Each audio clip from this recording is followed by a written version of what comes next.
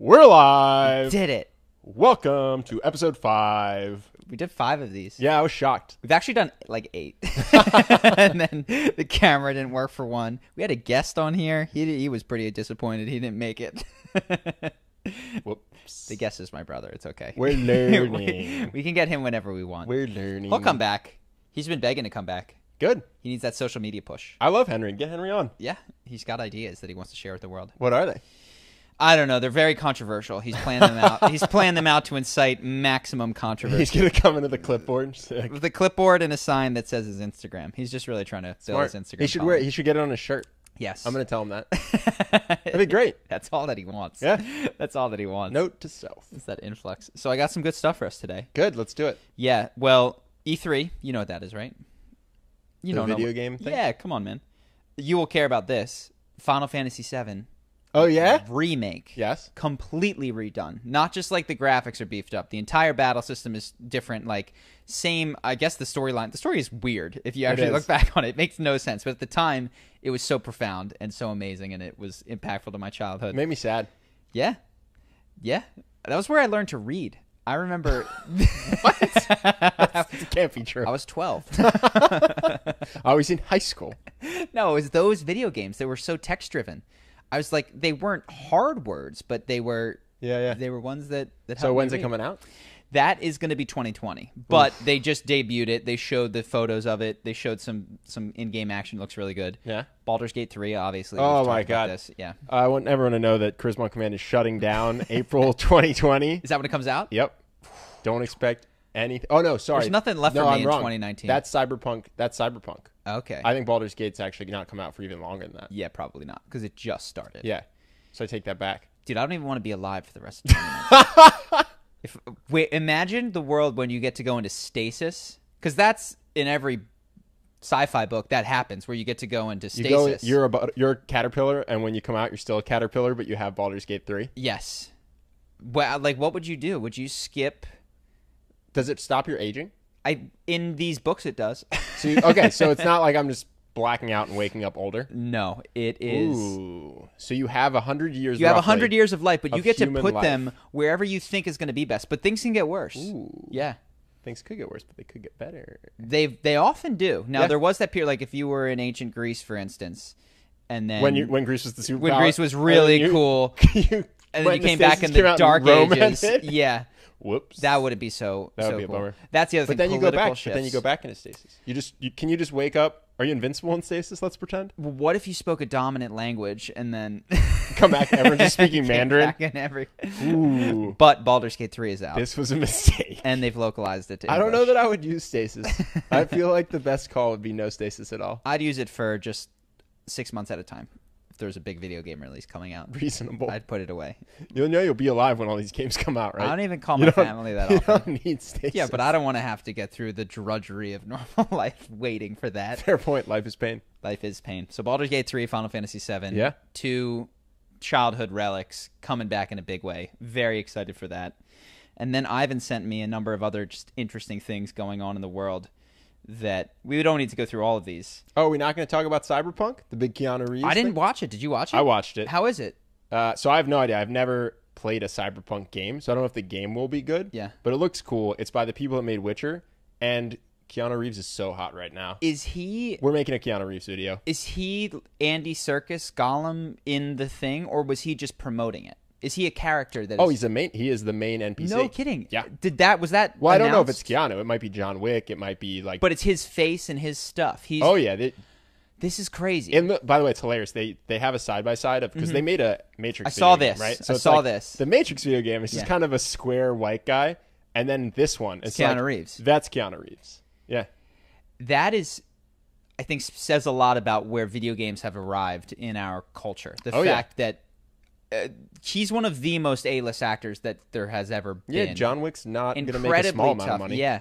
So to say that, wow, that's where we've arrived. Yeah. Did you see him? He promoted it at Did you E3. see him do the promotion? I didn't see the promotion Dude, yet. it is awesome. Definitely watch it. He's getting a breakdown. He's hyped. Yeah. It's awesome. I've never seen Keanu Dude, hyped. it's so genuine. He's just out there and he's talking really fast and he's so excited. And at one point he says something and then the crowd heckles him, but they don't actually heckle him. They just shout a compliment at him, and he shouts it right back at the. It's just like he's so thrilled because he's never been involved in a video game like this. I think so. It was made me a bigger fan of his watching it. He's got something. He's going to be an interesting breakdown. He has something, and he's a cool guy too. You just watch him. He hangs out with the homeless people near him in between takes and stuff. Yeah. Like he seems like a very genuine, low ego. I don't know him. Maybe I'm wrong. I did actually some research in prep for what I expected to be a breakdown on him. And so there is a lot of very interesting things. He purchased, I believe, Harleys for a lot of the members on set at the end of Matrix. There was a rumor that he gave a tremendous amount of his paycheck to these people, which is not true, which would have been so cool if it was. But that aside, he seems to be, or at least is branded as such, but these aren't magical, large corporations that seem to be pushing this narrative, so I guess I buy it. Very charitably minded, not interested in the fame game at all, and I think that is backed up by the fact that he doesn't seem to participate in it. He was in the Matrix, and that was just, goodbye. Yeah. Also just seems like a cool guy. Like he's like, oh, I'm going to do John Wick. All right. And then I don't know if he either knew how to do shooting before or learned it, but he's really into motorcycles. And dude, he does it. He does the jiu-jitsu himself. Yeah. He's very into, like, he seems like a pretty cool dude. And he's aged well, which I want to know something about your lifestyle. Can we get him on the podcast? I want to know his secrets. Yeah. Keanu, is it Botox? I'll do Botox. Low stress. What's the deal? Low stress. How do I do it? This guy hasn't aged in 40 years. And plastic surgery. Not fillers. That's so I think of plastic surgery. I think of the people that look like aliens. We lived in Vegas. You know? It's a status thing to get plastic surgery done in certain areas. So when you get it done, looks like you're trying to surgery. let people know that you've gotten plastic surgery. And so you look like you've had 10 surgeries, but that was the goal, which is strange. Yeah. And it scares me. Yeah. I'm sure I know there's a way to do it well, but I'm just like, I don't want to end up looking like one of these people. No nip tuck. Fair enough. So yeah, Keanu's very hot right now. So hot right now. The other interesting things, I don't know if this topic is of interest to you, of mild interest to me, I would say. NASA is allowing tourists to go to the space station for about $3,500 per night. Define the space station. The International Space Station, which is pretty incredible. And somebody did this, I believe, 2030. The one that's in orbit? Yes, in the sky. But for $3,500 a night. Sorry, 35,000. Oh, thank God! I was like, 3,500 is not even the most expensive hotel. Dude, to I win. will do this. Does it include the flight? I will do this right now. But that is incredible. It was so much higher. I think 20, 30 years ago, and then Elon comes in, Bezos comes in. Does that include the flight? Yeah. So you're like, I want to do this for 2 nights. Here's $70,000. Yes. I mean, that's not affordable, but that is crazy. People can afford that. Any millionaire can go to space now. Be lower than that. Somebody who's passionate about it and really saves up and just goes, I'm not going to get that nice car, it can do that. It's incredible. That's wild. Yes, and I think that shows what I thought of that, and I don't know if it's only their fault. I don't mean to be mean to NASA, but it seems like the private sector really pushed forward rocket use and reusability and lowering it. So it's tax time, and I'm just thinking about the inefficiency of the government, and I'm going, man, I'm not anti putting into this common pool of money to be distributed, but it'd be so nice if it were spent efficiently and effectively and wisely. It'd be cool if you got to vote on where your tax dollars went.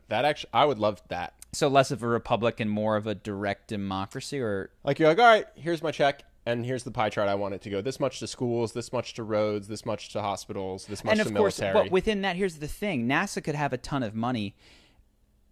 Part of what makes government wonderful and terrible is that there isn't a profit.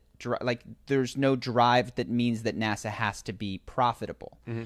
They had a budget, which is only affected by the political climate, and it can stay high, it can stay low, but it's not based on them reducing the cost of a rocket versus what's Elon's company, SpaceX and the blue, whatever, Jeff Bezos. They had to be profitable or need to be profitable at some point. So there's a lot of pressure to do things efficiently, which doesn't exist at the same level in the government. You going to go to space? No, I have no interest. Do you? If you told me I would survive, I'm scared that something would go wrong, which is probably stupid. That's just the same way when people see Jaws, they're scared of sharks. I saw Apollo 13 or whatever it was growing up.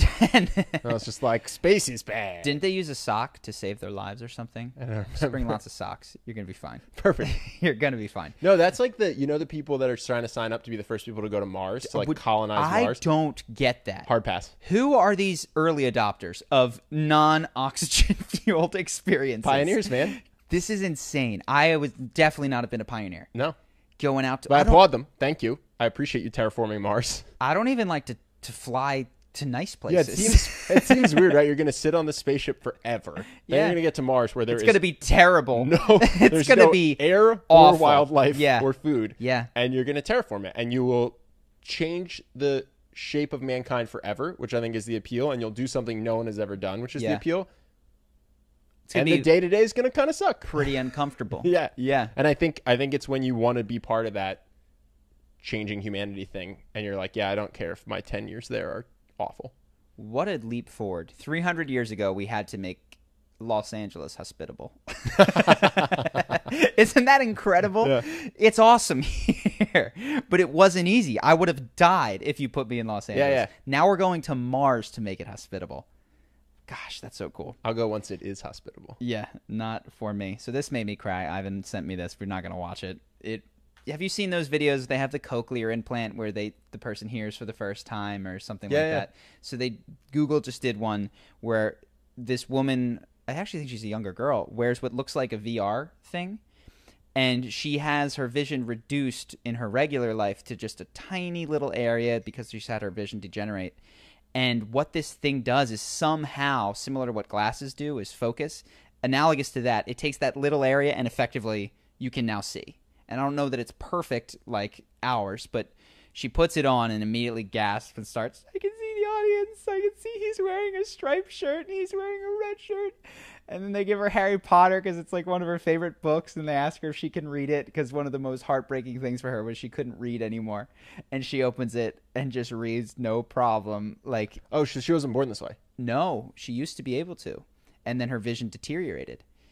And yeah, that got me good. Made you cry? It got me good. Nice. I don't even want to talk about it. Next topic. Way to go, Google. This was interesting. So a lot of people ask in our comment sections where they can go to college to sort of learn to do what we have done. If they should take psychology classes, they wanted to know about our education. So you give me $250,000, which is what a good college costs. You sit right here in your dorm room. We'll figure it out. So I'm curious if you have any besides profiteering. Sorry. So we do have a charisma university. Where would I? So hold on. How would I learn how to make a business? Let's see. This commenter wants to know what your education was, where we went to school, all those sorts of things. Well, I don't use my college. So I went to the University of Pennsylvania's business school. I don't use it at all. I would say, so here's my entrepreneurship education. The 4-Hour Workweek, the book. That was how I started. Then the next big breakthrough was probably Marketing Step by Step by Evan Pagan. Mm-hmm. That was huge. Then Clay Collins has something called the Pre-Sell Formula, which is incredible. And something similar is the book Running Lean, right? Similar concept. So that's amazing. And Ashmaria, if you're interested out there. Then I started depended on what we were working on at that point. Like if you do 4-Hour Workweek, Marketing Step by Step, and then Running Lean, at that point, if you follow all the advice, you'll have a business, and then you'll know what you need. You might need to learn supply chain management. You might need to learn... Yeah, if you're doing Justin's business, if you're doing Bone Broth. Okay, sure. Yeah, if you do physical products. Yeah. You might have to learn ad copy. Like, I think from there, it kind of depends on what you're running up against. You might have to learn paid ads, which we've never done. Nope. So I think what's interesting about this question is that the implied assumption is the most interesting part, which is they want to know where we went to school. Because they think we learned this in school. No, sir. Or ma'am. So you studied business. I studied business for 4 years. Yeah. None of it was helpful for this business. Not at all. None of it. Did it work to your detriment, I think, in many ways, because you're expecting, at least when I encountered it, when you go to college, you show up, you're given a task, you do the homework, you get the grade. And I remember when we first started talking about the breakdown I had in Brazil. Just losing your mind because you show up and it's business time and no one's telling you to do anything. Yeah, that was weird. So infinite possibility. Yeah, I was very, very good at doing what I was told. And that in college, that's all you have to do. And then you were a banker. And then I went to investment banking, where there's no room for thought. You just do. You execute 18 hours a day. And then we started our business. It was like, okay, the things that I could do are infinite. Our business is so bad at this point and I have no idea what to prioritize or how long I'm supposed to work in a day. Yeah. And so, yeah, I had a breakdown. That was funny. I was used to it. By that point, I was so used to it, and it was funny to watch you just tweet, feel like you needed to infinitely be doing more, but also I had to finish the checklist, which was a lifetime's worth of stuff. Exactly. Starting a business and growing a business is a lifetime thing. Yeah. And at some point, you got to go, I'm done for the day. I'm not going to do anymore. You tweak out. To answer the specific question, I studied philosophy. You studied business. I studied Spanish. I'm glad that I studied philosophy.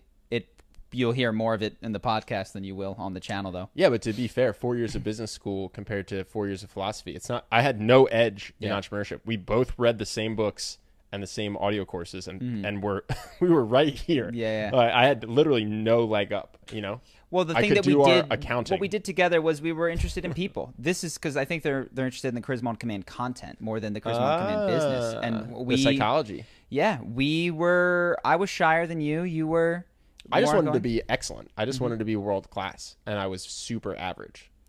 I think what I've realized it's hypothesis testing. We've talked about this. So I would go into a social situation, be uncomfortable and terrible, and then watch somebody else repeat the exact joke or word or thing and get a completely different. This is Austin. So aggravating. So aggravating. Say a joke. No one laughs. He repeats the exact same joke. Audience cracks up. And so what I started in my head and in real life doing was going, well, why is that the case? Is it because he's blonde? Well, I know another blonde person who can't do this. Is it because X? Is it because Y? And what I found in his case, it's because he had, one, established himself as a group leader, which helped a ton. Two, he said it with such conviction and super loud. Super loud, super deep voice, always standing up straight. He touched everyone. Yep. He laughed a lot. He smiled demanded and commanded your attention in all the ways we talk about. Well, it's hypothesis testing. It's also modeling. Yeah. Like finding someone who's good at what you want to be good at and then figuring out what they're doing that you're not doing. We were copycats. Yeah. Yeah. And then eventually you make it your own. But it wasn't college, is the short answer to that question. It was definitely not college. We even had in my school, a class that was about carrying yourself and speaking well, because that does matter in business. Mm-hmm. Not helpful. Didn't work. Didn't work. Next thing, girl seems oblivious. Ivan sent me this. It's an Amazon promotional video to work at Amazon. And it's this video that is set in their operations facility with a woman who is so excited to be working there because she gets to, in her own words, babysit 800 robots. And she loves her job and is so excited by it. And Ivan sent me a message. This is interesting because this girl's oblivious that robots are about to take her job. And he's not wrong, which is Amazon is advertising, hey, come work for us because this job will exist for I don't know how many more years, but it ain't in 2 digits. Interesting. And somebody will need to administer and maintain these robots. But, yeah, I'm glad that you're enjoying it. I hope you have a plan because they're trying to get rid of everybody. Yeah. Like, it's going to be so automated. But even just the current state of their warehouses is crazy, man. It's crazy how many the movement we have, and a person picks it up and puts it on the robot, and then the robot takes it to where it needs to be. And it's like, as soon as they get someone who could pick it up, that person's gone. And she manages the traffic control. That is a job for AI if I ever saw one. Well, what's interesting is when you said this, I was like, well, but someone will always need to like oil the machines. Yeah, but that's not true because you could just have a machine oiler. Yeah, and then as long as there was multiple of them, they just go in shifts, including taking care of each other. It's like, yeah, you don't need a human to do that either. No, you don't need it for maintenance. You don't need it for traffic control. This is what happens. This is the whole Andrew Yang thing. I know you haven't heard of him. He's the Democratic outsider coming in who is a techno guy, and he, I believe, was traveling the country and saw that in a lot of the central parts of the country how they've been decimated by automation. And he's like, I watched him. He's like, call centers gone. Like Amazon warehouses gone. Transportation gone. We're talking tens of millions of people that are right now gainfully employed over the next 10-ish to more, 20-ish years, no job. So what happens when we're talking about what might be pushing 10 or more % of the population in the next 10 to 20 years is out of a job through no fault of their own? Because you don't need jobs. What you need is resources. Yes. And this is what we live in an economy right now where you need a job, and he's trying to push the switch towards resources, towards a resource-based post-scarcity economy. Exactly. Yeah. If you until AI takes over. If you have it's going to be a good robots run, and AI when they're doing all our bidding. Yeah, the idea that self-driving cars will replace truck drivers, meaning that truck drivers will starve to death, that second step doesn't have to happen. There could just be a world where everybody has enough food and a place to live, and machines actually remove the need to have a job, and you can just pursue creative arts or entertainment, or you can just do nothing, plug into VR and have fun. And then you get the VR thing. So you get all the physical robots that are taking jobs, but then you're also going to get this weird second layer of software experience, which is now you're in VR, and there are no jobs in VR. And now we're in the Matrix, and Keanu, we need you. A lot of futurists think what if Keanu Reeves saves us? It's a post-scarcity world. What if actually Keanu Reeves saves us? We go into the Matrix. Keanu doesn't. He's too interested, too cool. Everyone else is in there, and he's got to bust us all out. And this is 50 years from now, but he still looks like he's 35. You heard it here first. So it's absolutely what's going to happen. This is the plot of Cyberpunk 2077. He is Keanu Spoilers. Reeves. Sorry, I didn't mean that. E3, please don't take this. No, I love it. I'm a proponent of that, and I'm a believer of that. I don't think that we need to have jobs. That was just a function. The argument is that the speed is unprecedented. And of course, yes, you can handle some percentage of the population being in transit. There's going to be some friction. Yes. Well, friction is a nice word, but what that might mean is riots in your city. What that might mean is, he's just warning, but that's what happens when people don't have jobs because they can't get money, which means they can't eat. So what do we do in the interim? When they have nothing to lose. What does he say?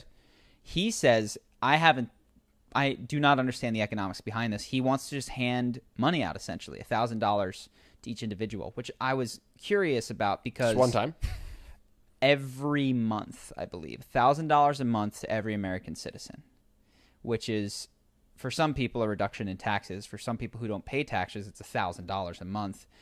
But he speaks about, and I can't confirm any of these stats. I'm not familiar. It is an interesting argument that something like more than half Americans do not have the funds if they had a surprise $500 bill right now. They would have to go into credit, which is what they do. And then you get that horrible interest cycle. So he's talking about $1,000 to every person.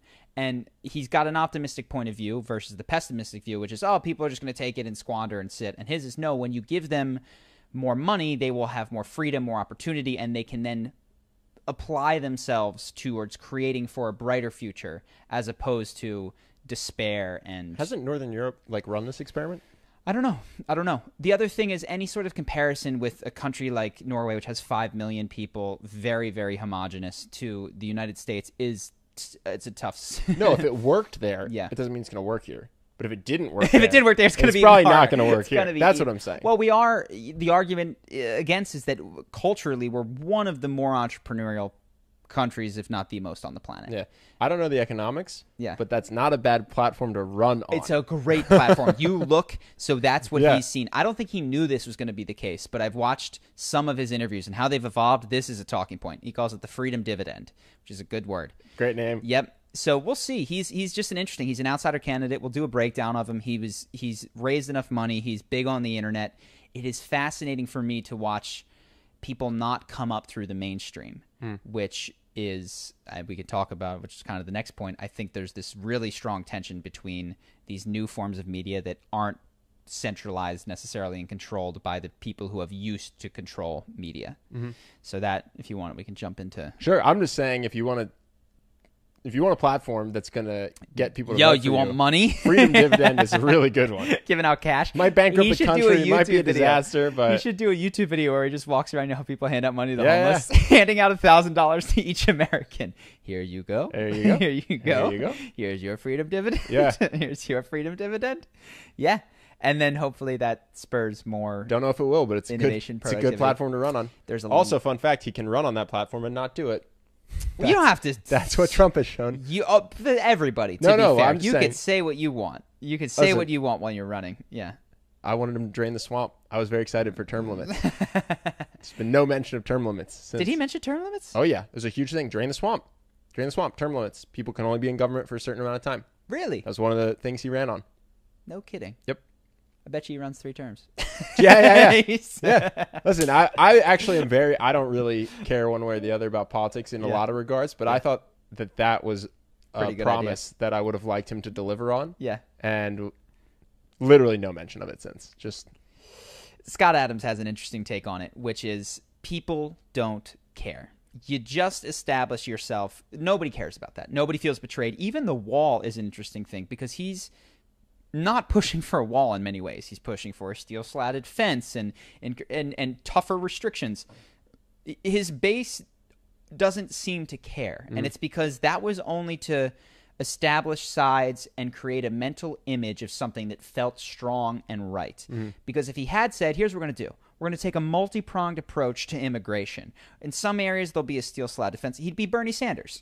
That's who he would be. And he'd be good on policy, but not effective at moving people. And the imagery of the wall is immediately something you can imagine versus better border security is amorphous and people just stick with what they can imagine. Yeah.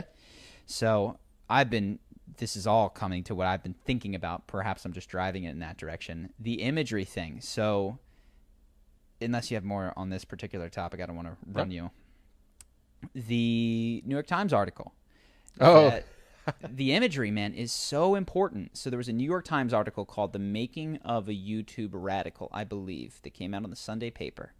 And it was a story of a guy who became I believe he fell into what they termed the red pill, radical, alt-right, and then didn't and came back. And I actually don't know. I read the article. I didn't see anything that he did that was bad, except had opinions that he argued with his friends, and he didn't kill anyone. He didn't do anything horrible. And then has changed his mind. But the whole article is about this. But I think the most interesting thing when I think about this kind of stuff, go ahead. Isn't it weird that there's a whole article because one random guy had liberal opinions, switched to conservative opinions, and then switched back to liberal opinions? Yes. Why does that warrant an article in the New York Times? Well, this is what I was considering. What is this driving at? So That's just a guy. I'm interested in persuasion. I'm interested in what's going on. So I see something like that. And you're right. This is a non-story. This is a guy who thought one way and changed his mind. God bless him. And then changed it again. Double round of applause. And also, who cares about this guy? But like, good for you. That's so incredible. I'm so happy. You're the first person I've heard of to change their mind in a significant way. We need more of that. Oh, he ended up back home. Good. Great. I'm for triple changes. So the interesting thing for me is most people will not read that article who hear about it. Yeah. By a margin of probably of the people who hear about it, I would guess 95 out of 100 hear about it and 5 read it in the sphere of people. Okay. I was going to go 1% read it. You might be right. So what becomes important is the image and the title. And this, I think he was very right to be upset about. The image on it is a bunch of people who I think would sign up and say that they're on the political right, that this article is painting as the radical political right. But in addition to those was Philip DeFranco, who I think most people would agree, if you're familiar with YouTube, he reads the news. If anything, he slants left sometimes, but he often tries to say his opinion and as to the degree that he can. He tries to read the news. Not left enough. Not left enough. And so he was upset and tweeted them and said, what is this about? And sorry, this was just our graphics department. He said, that people don't read the article. And he's right. All of the persuasion on this article is the scary figures next to this idea radical. And then so what is it? The title, it says The Making of a YouTube Radical. We'll get it up on screen. It has all of their images. And there's this menacing, as you scroll down, they sort of fade away. It's all about that. And the point of this article, as far as I can tell, was not to tell a story, which it did, but it was to put adjectives in front of certain individuals' names. So Joe Rogan has been, but I don't necessarily, the intellectual dark web, which sounds so menacing. The place where you go to get drugs and order a hitman and kiddie porn is the dark web. Okay, the intellectual dark web, it sounds so menacing. And when I think of Joe Rogan, I think of he's the guy who likes the UFC, guy who likes to do some drugs recreationally, bow hunts, and yeah, it was. He's honestly a family man. Yeah, the whole article, as far as I can tell, was to paint a particular group of people who I think the New York Times doesn't want influencing things as radical, and they're lining up to do it to Joe Rogan. He's next on the list because he put Andrew Yang on. And maybe the New York Times likes Andrew Yang, maybe they don't, but Joe Rogan is the one that had him on the show, and he's been everywhere since then. Oh, really? Yes. That was his big break? And as That's far cool. as so my analysis of this is you've got the traditional media that is not liking that these YouTubers, particularly ones who have different political stances, especially those ones, are driving so much of the conversation and the power, and arguably who wins seats of power in the election. And so the whole article is to be Joe Rogan is dark web. This guy is right. He's conservative, as opposed to mark Joe Rogan as conservative seems so weird to me. Yeah. Given a lot of his stances, he's a hodgepodge of mostly. I think he's libertarian. I think he just wants to let people do whatever they want, as long as they're not hurting people. Yeah, like go ahead, do gay marriage. I mean, 10 years ago that was so that was so left. It's interesting, and that's I was trying to understand. It's like, why is this a thing that the New York Times is doing? And that's what I came down to, is that this is about power. This is my analysis. I'd be super curious what people in the comments think. You think they're just trying to say that YouTube in general is for radicals and it's not to be trusted? I think they are trying to put adjectives in front of people's names so that when people like my dad, who do not know the kind of stuff but who do read the New York Times, have a pre-bias against alternate forms of information. That is my sense. And is that what the writer set out to do? Not necessarily. But there's an institutional, now I'm getting into Noam Chomsky, manufacturing consent, all this kind of stuff. If you read The Last Psychiatrist, he's great. But that there's an institutional bias that if this article, for instance, was like, hey, I'm going to go into our biggest advertiser and I want to expose their shady business practices. Am I green light to write that article? No. Yeah. No way. Hey, can I write an article and can we put it front and center about how YouTube is not a good place to get your political news? That one we're going to push. Yeah. And that one, all of our sister sites are also going to get behind and write articles about how we wrote an article seconding that. And pretty soon, now we've got experts who have all agreed that this is the case. And so whether or not an individual is aiming to do that, the institutions act as if. It's almost kind of like the way that cells band together to form organisms. That is the thrust of it, I think. So it's all about that money. I've been thinking about this way too much. I need to take Your poor brain.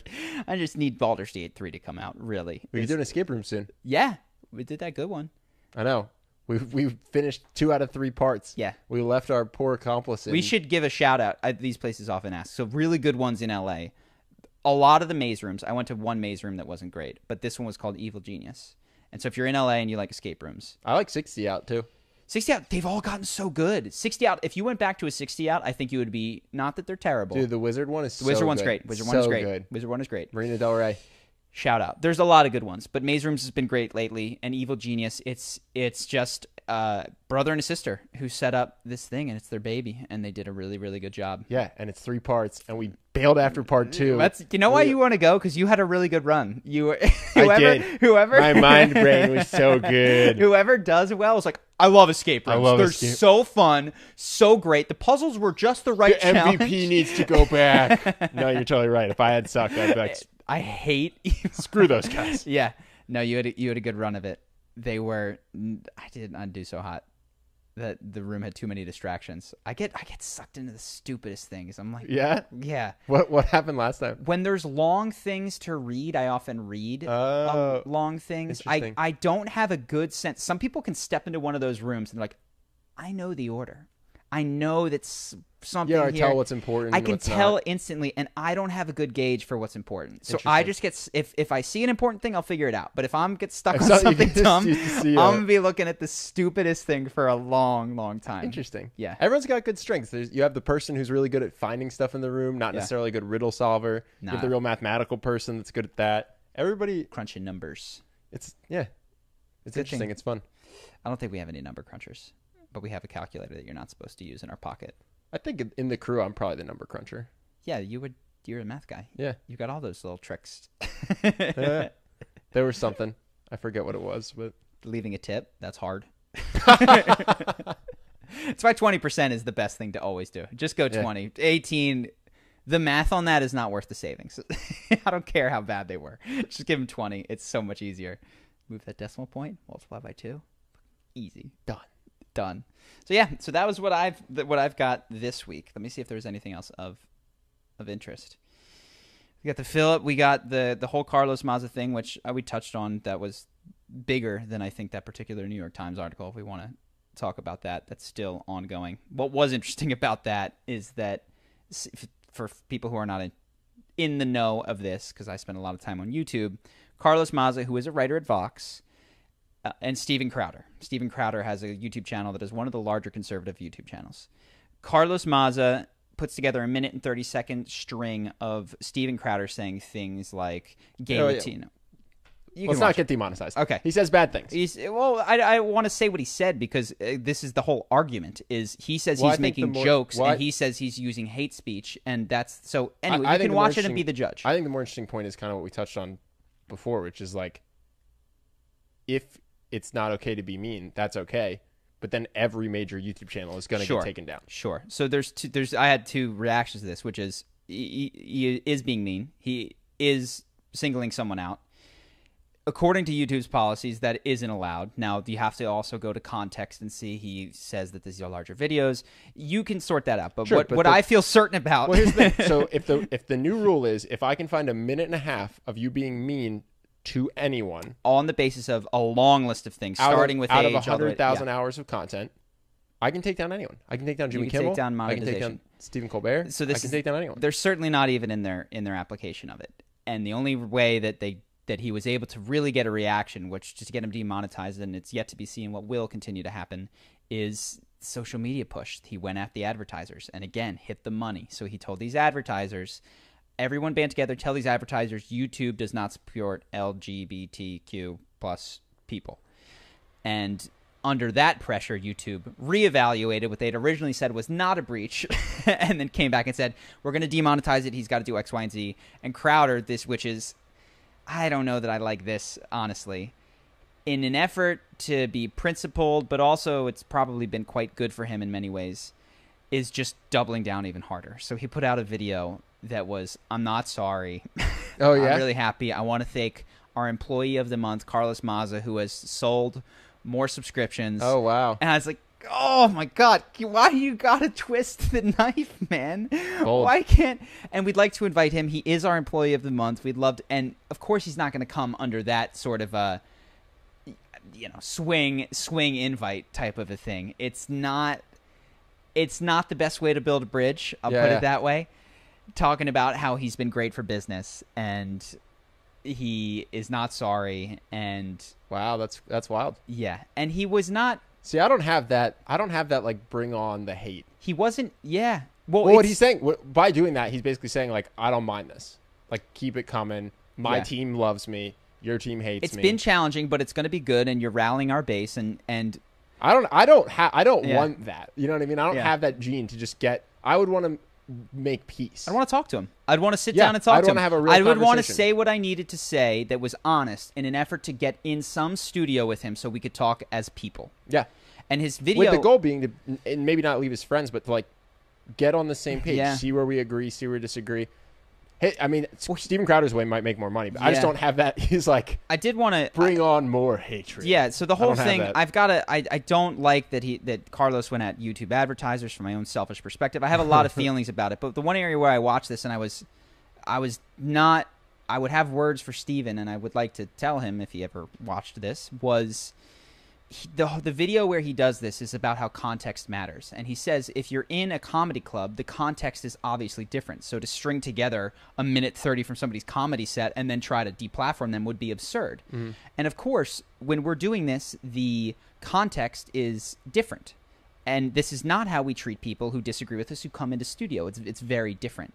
But then he goes on to be... facetious in this video. Mm-hmm. And I think he's conflating two things because, of course, context matters when you're in a comedy studio. But I think one should aim to treat someone in person as you would if you were speaking to them via video. Mm-hmm. And I don't think it's an ample enough excuse to talk. I hope that at least he can view the video that he made and said, no, I would be like this If he were sitting in if front he of were me. sitting in front of me, and I Yeah. don't think he would have been, because he makes the joke that he always makes, which is because you have to say that he says Carlos Maza, who is obviously brave, beautiful, and bold. And I don't know that he would say that if he were in person. And I think that's an error. I get that a comedy club is different, but I do think you should aim to make that style of video, you talking to the camera on the phone, like he was in person, because that is a different context. And I think that was a tactical error and a mistake, and I think he's not going to get to speak to the guy, certainly, at this point. Yeah, but do you think he cares? I don't think he cares. I don't think he does. Yeah. I think he should care. I think he should aim to speak to him. We just talked about how YouTube's completely motivated by money. Sure, Crowder might just be motivated by and he's a guy. He's an individual. I would, if I were to speak to him or at a person, I would say you should aim to talk to this guy, and this was ill-advised. Try to speak to him. Set an example of what it looks like for two people who disagree with each other to be civil. That would be really cool. And I think it wasn't awful, anything that he said. I don't look at this and go, you're a monster. But I go, yeah, come on, man. Just try. Just do it. Once we get bigger, you can have them both on. Yeah. And I feel comfortable that I would say this to him. I don't think he's a monster. I just wish that he'd handled that situation differently. So yeah, so a lot going on in the YouTube world this week, which has been where my head is at. Too political. Not know. Not our podcast. The YouTube is becoming too political. Yeah, man. yeah. I just want to watch How to Train a Dog, How to Surf, NBA Finals. The finals, the NBA finals. You know? Yeah, we don't. That's going to be over by the time this podcast goes up. I know. Who thought, man?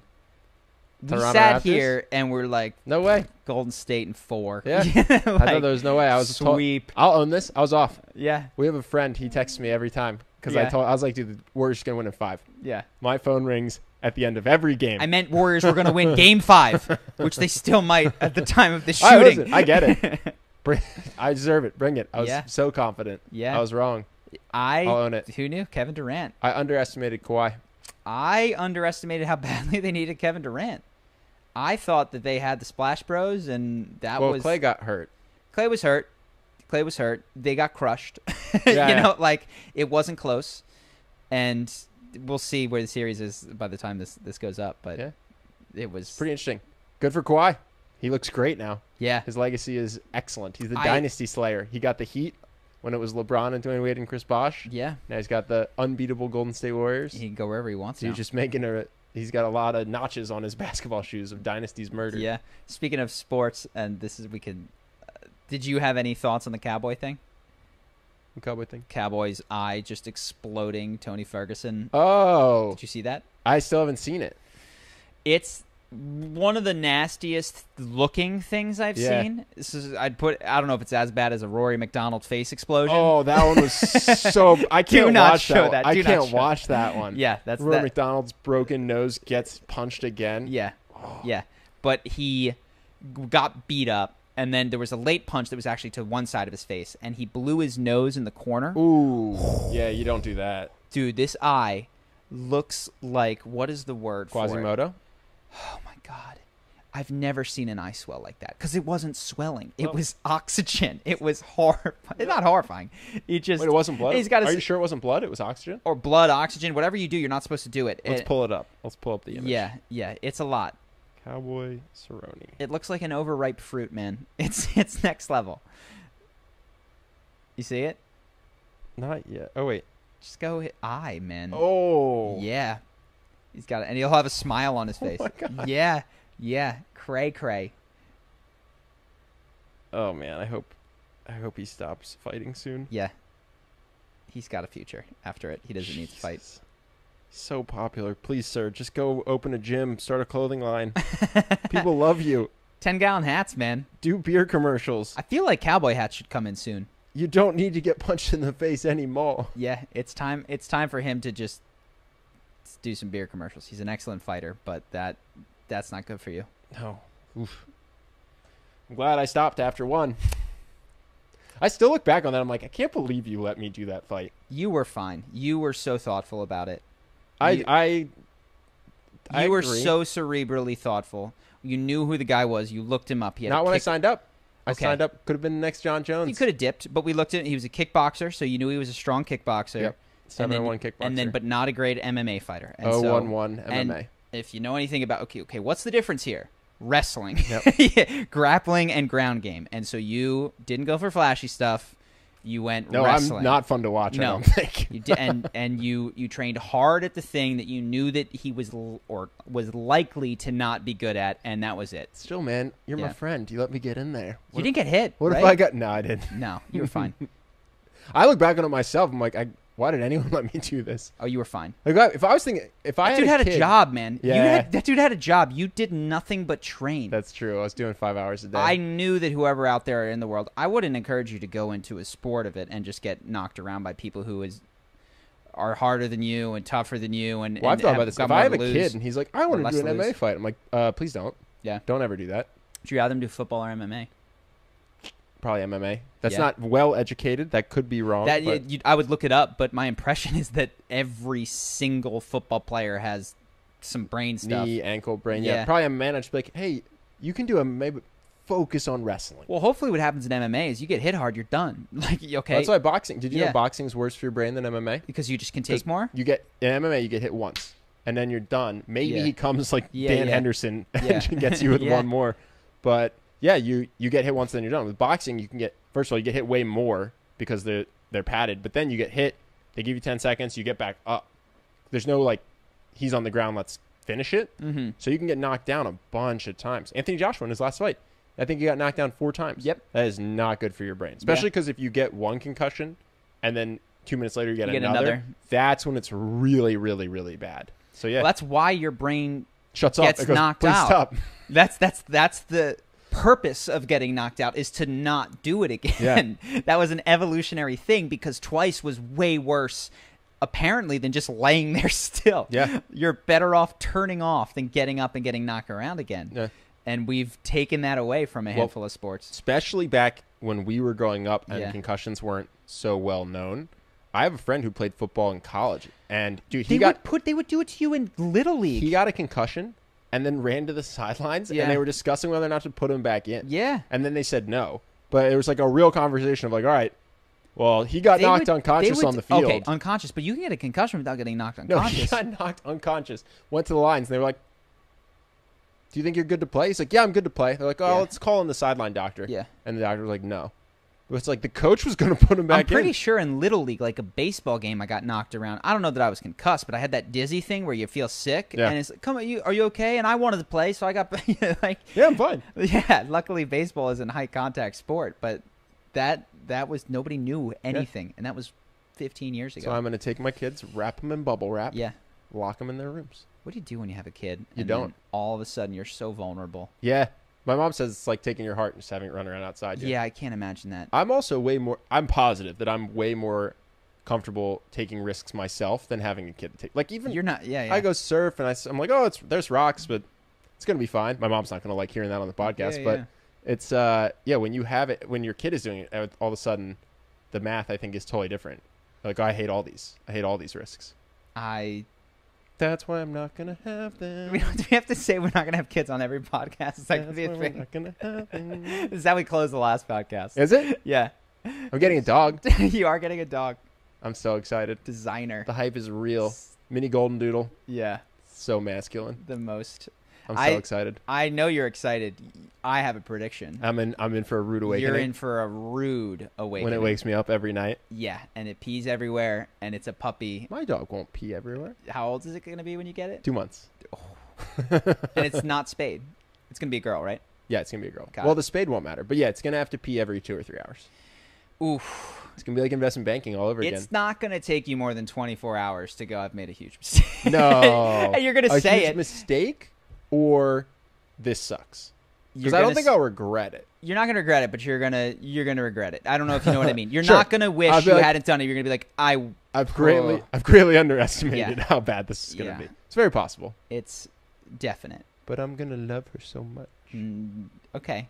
I have rather conditional love for my dog. When he's good, he's a good boy.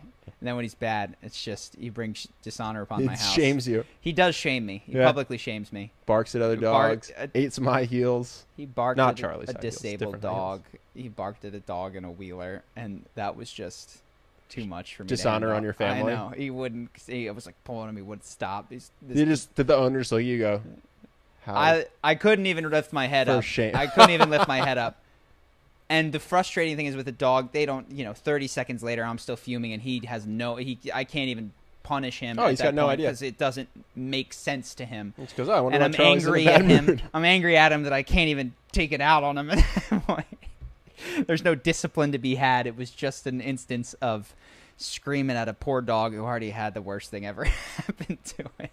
I'm so excited. Yeah, it'll be fun. I know in my brain. It'll be fun for me. I know in my a brain puppy. it's gonna be terrible, but in my heart, I'm so excited. And isn't that what always steers us? Unfortunately, yeah. Yeah. How cool would it be if logic made decisions? Some of my relationships would have ended sooner. We'd probably make a lot of good decisions, but no mo. The heart wants what the heart wants, man. The heart needs Right now, it wants a puppy. The heart needs to wake up every 3 hours. Get yourself an Aura ring. I want to track this.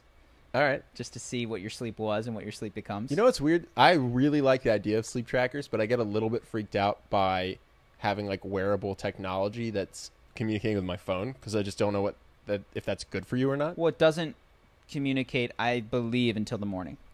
Oh, you like link once for data transfer? When you open the app, it goes grabbing. Got it. And so it's not like all 8 hours is pinging back. So I've woken up in the morning, taken off the ring, gone outside, turned on my phone to check, and it couldn't update because the ring was nowhere nearby it. So I didn't know my sleep. So it didn't have your... That actually makes me feel more comfortable. Didn't have it. Yeah. I just feel like there's so many, at this point, just things flying through the air in terms of like microwaves. We're going to find out. This is Wi-Fi. The smoking of the future. Yeah. We didn't know. And our kids are going to be like, I want to sleep with my phone near me. You did when you were little. And it's like, yeah, we didn't know that it caused brain cancer. Yeah. That's what I tell my mom. She smoked. She had no idea and thought it was cool. And then I remember growing up, what, you think it's cool? Yeah. Okay. Dude, I think my mom smoked like a pack a day until she got pregnant and then never touched a cigarette again. Mine too. Crazy.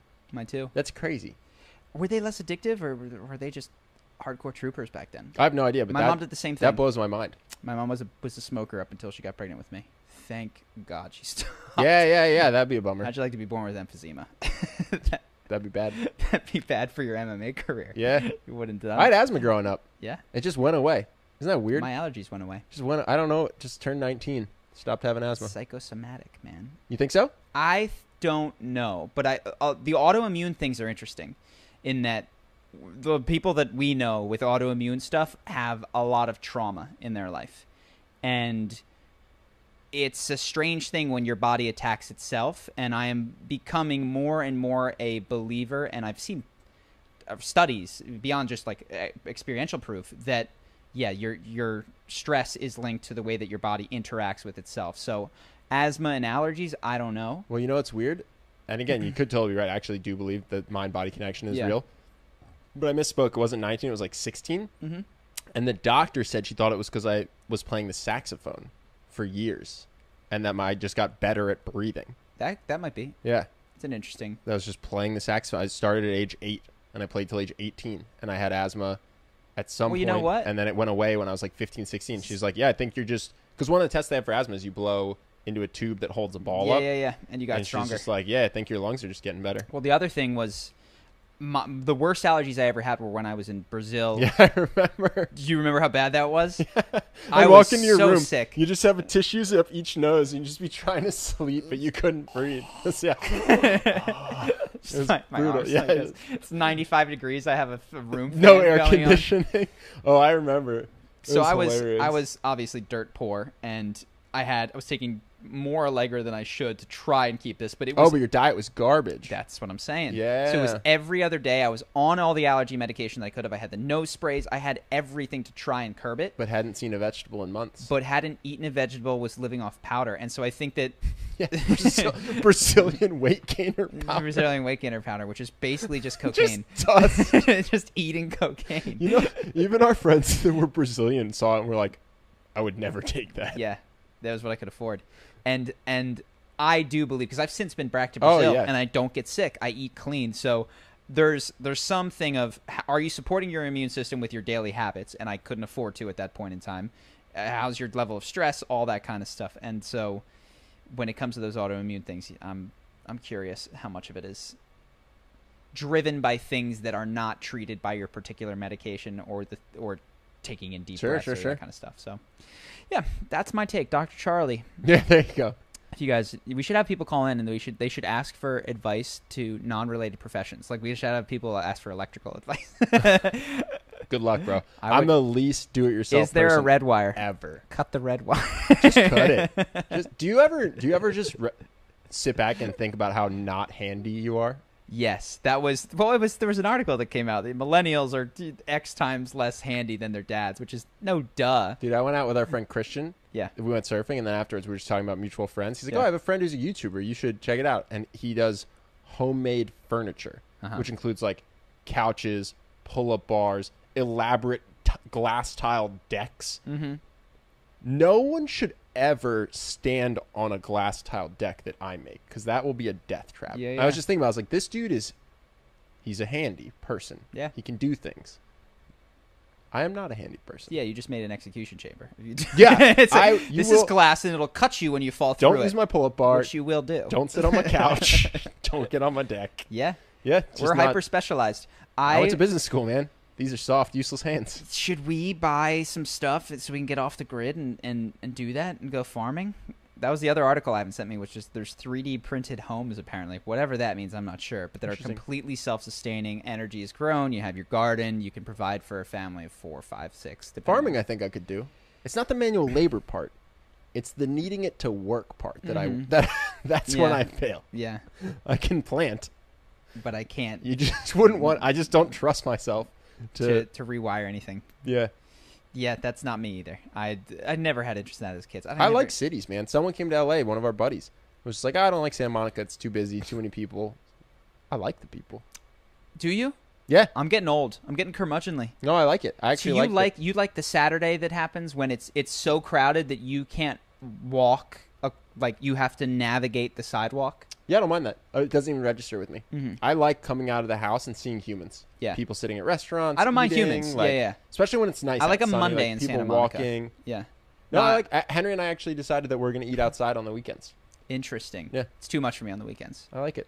Yeah, to each their own. Yeah. I just like it. I get... Dude, this is why you say that maybe you're going to shave your head, move to a mountain, and become a isolated monk for 6 months. And I'm gonna stay in downtown Santa Monica. All these first timers on birds, like nearly falling off their birds on the sidewalk. Just God, these stupid kids. Yeah. I get so angry. Did you sign up for the Bird app recently? No. Have you used it at all? It now makes you sign the terms of service, and it's like, I will use a helmet. Oh, it's nice. What? Like, am I lying? That is making you lie. Is this a lie? When I clearly do what everyone is doing. I don't know that I've ever seen an individual with a helmet on one of those scooters. No? Never. And I've seen hundreds of people on those. And I presume you'd have to bring your own helmet. You'd have to BYO. Which is crazy. And I get that they're just covering their own behind, but... Yeah, that's just so that when you die, they go, he should have been wearing a helmet. I filled it out. I went, am I a liar? Yeah. I guess so. You lied. I guess so. This corporation, I lied to it. I apologize, Lime Bird. I'm not going to They made a liar out of you. Yes. If you see this and you need to shut my account down, I understand. I don't have a helmet. I'm not going to wear a helmet. Sorry, Bird. That's the end. That's the end of my scootering days from now on. After my surf accident, I thought about getting a helmet for surfing, which is You'd have been the coolest surfer out there. The kookiest thing you could possibly do. Think how cool surfing is? I want you to tell me, do you think surfing with a helmet is worse than just not surfing on Oh, yeah. Oh, yeah. For sure. No doubt. Dude, no, first of all, I would have no friends in terms of surfing. Anyone I went surfing with, they'd see me put the helmet on, they'd be like... You have like a surfing photo in a dating app, right? Yeah. If I were wearing a helmet... I wish you had a helmet on. Do you think you get any matches?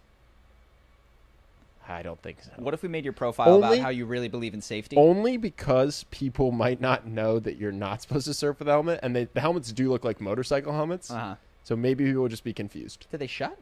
Yeah. They shut? Mm-hmm. You're like Daft Punk surfing? Really? Yeah. I was imagining a bike helmet. Interesting. No, you're like Daft Punk surfing. That's even cooler. I take this back. Yeah. You're like Marshmallow out there. Yeah. No, you're just full visor. Yeah, it's intense. I've never seen that. It's intense. And then you decided too lame? Well, yeah, 1, too lame. 2, I'm not that good at surfing, and it's definitely a hindrance to surfing. So I went with, you can wear a hood for the heat anyway. Yeah. It just keeps you warmer. It's a little bit of rubber that might prevent you from like getting cut. And then the surf accident like could have taken my ear off basically if it had been a little bit further here. And someone was like, Ben wow. got hit in the head with the surfboard. Fell off the surfboard. Surfboard came into him, split his head, needed a bunch of stitches. Yeah, in Brazil it was sick. I had a concussion in the middle of the water. Gave him mono because his immune system was, again, mind-body right there. His immune system was compromised. Oh, yeah, it just gave up. No, it sucked. Yeah. He had a rough month. But someone was like, oh, you're lucky it didn't hit you in the eye. And I was like, oh, I am. Hit a great spot. Oh, it's perfect. A great spot. It's perfect. Can't see it. It's in your hairline? Right, this guy? Yeah, that's perfect. No, it kind of looks like I'm from Face Off. You know, when John Travolta and Nick Cage switch faces? Yeah. That's what it looks like. Or your Faceless Man. Yeah. That's where they... Oh, is it? Your Arya Stark. Sick. That's where you slap it on. But anyway, no, so I got sunglasses. How about how that storyline went nowhere? Unbreakable sunglasses. Oh, the Arya storyline? Yeah, how about she went to spend 2 seasons learning to be a Faceless Man to kill Walder Frey? She got Walder Frey, yeah. Nice. Sick. Nice. He was going to survive without you. 97 years old. Thank goodness you got to him. Yeah. And then they need an assassin in the final episode to get Cersei. And like, what do we do? There's so many people surrounding the keep. If only we could get in somehow. And there was some hero that could save us. That she had already done the Night King. Left. You can only do one cool thing per season. Yeah. I'm so excited for George to actually finish those stories. It's going to be good. Yeah. It's going to be good. Are you even going to watch the other spinoffs? Because I would say the show was excellent and then completely fell apart. You know, it's funny that it's destroyed so much of my goodwill that I will not tune into the first episode. And that's not a sign of solidarity or I just don't care. You just think it's going to be bad? I just don't care. Now, if it gets good reviews, I'll turn it back on. In. Yeah. You know what's good? Good Omens. It was a great book, and it's a very entertaining TV series on Amazon. Interesting. So let's end with this. Jeremy Johns did this video, and I'm jealous of him. He did ranking the X-Men videos. Do you like that every time you name someone from the internet, I just go, yeah, I spend a lot of time on YouTube. What's a Jeremy It's Johns? almost like we have a job and a business that relies on that. Whatever, man. I can name copywriters. You know who Chris Haddad is? Yeah. All right. Ogilvy. Yeah. David? All right. So you might not know them all, but I'll give you the general. The X-Men movies? There's the X1, 2, 3. Yeah, I got you. There's 2 Wolverines. Yeah. Which is the first one and the one where it goes to Japan. Then there's First Class, Days of Future Past, Apocalypse, Dark Phoenix we haven't seen. He put it at number 10, so I'm going to just go leave it at number 10. We have 9 to go. Dark Phoenix was worse than Apocalypse? Yeah. No. That's literally impossible, first of all. Apocalypse he said it was the worst. Worst movie ever. He said it was the worst. But okay, well, number 9 is going to be Apocalypse. So you put Apocalypse as the worst. Yeah, that movie hurt me, man. Yeah. It hurt me. I agree. So Apocalypse for me would be 9. He put the Wolverine there. I don't think it deserved it, quite frankly. I thought there were decent parts. Apocalypse. All right, number 8. I don't think I saw the Wolverine when he goes to Japan, so I can't name that one. Got it. I would put that one towards the oh god. I'm going to put Last Stand in at number 8, X3. Okay, that's fine. That's a bad one. Numero 7. I mean, at some point you got to get these Wolverines in. So I'll just say which ones I thought were good. Let's do the Wolverines. We'll get them down. So my recollection actually is that the first Wolverine, while not great, had elements and things that were close. Is that where Deadpool's mouth gets zipped shut? Yeah, that was terrible. That was terrible. But there was moments. The movie was terrible. Yeah, it was really bad, and his claws looked so stupid. It was awful. All right, and then him and Sabretooth are like teaming up. You know what? I did like Sabretooth. I liked Sabretooth. Yeah, honestly. But it was a bad movie. I liked that Sabretooth beat him up pretty good, and they were buddies and all that kind of stuff. Fine. We'll put it there. But I begrudgingly so. Only because of the end where Deadpool gets his mouth shut. I didn't care at the time. I didn't know who Deadpool was. So Wolverine 1, and then what? You want to go? So we got 5 left? I think we got 6. I could be wrong. Wolverine 2. X-Men 1, X-Men 2, the first one, First Class. Days of Future Past. Oh, we might only have 5. Or we forgot one. Cool. Yeah. Great, so we're on to number 4. No. So it's X1, X2, Days of Future Past. The First Class, and then the second Wolverine. We'll just put the second Wolverine. Put the second Wolverine, and then I'm going to say Days of Future Past for 4th. Worse than X1. Oh, yeah. So just to be clear, I haven't seen X1 in a decade. Long time. That's just for the place it holds in my heart. Yeah. When I watched it at the time, it was amazing. I thought Days of Future Past was overrated. So I'm comfortable with it. That's where Magneto drops the White House, right? Yeah. Which is the most ridiculous ending It's to a got movie some good ever. scenes, though. The first scene is great. It's fine, yeah. Sure. Okay, I'm okay with that. I'm surprised that X1's so high. But okay, then you're going X1. Oh, and I forgot, but don't worry, we didn't hit it yet. Logan. Oh, there it is. Yeah. Yeah. So the next one. Okay.